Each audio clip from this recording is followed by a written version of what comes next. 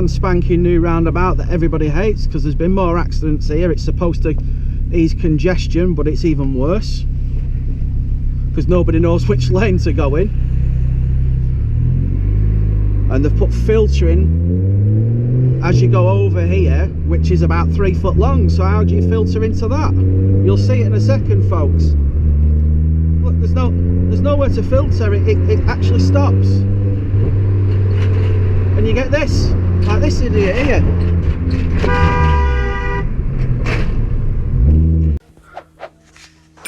Okay, let's hold it there for a second. Let's have a look at the facts. I've travelled on the roundabout sensibly, and the filtering lane is empty. I'm not too close to the car in front, but not far enough for a big wagon to get into the gap.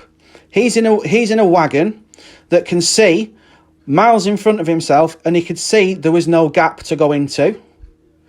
I was doing 30 mile an hour, so he must have been doing more than 30 mile an hour to get there. That bit of road is only 30 mile an hour.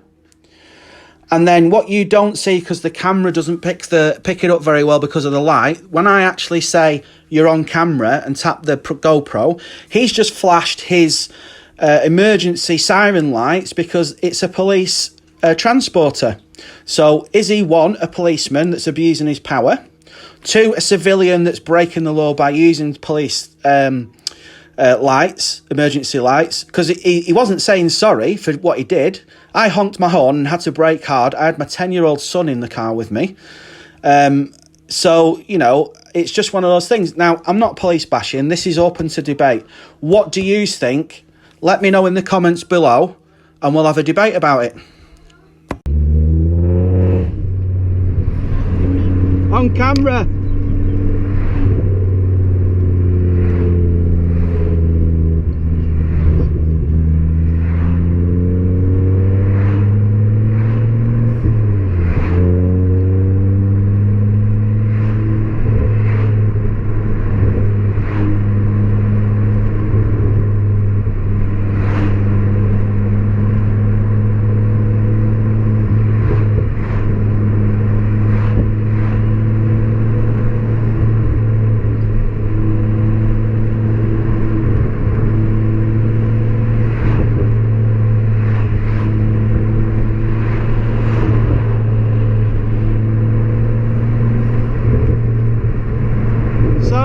There you go, prime example.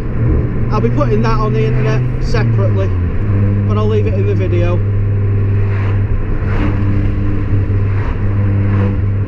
Bullied his way in because he's a police transporter. Because why else would you have red flashing lights?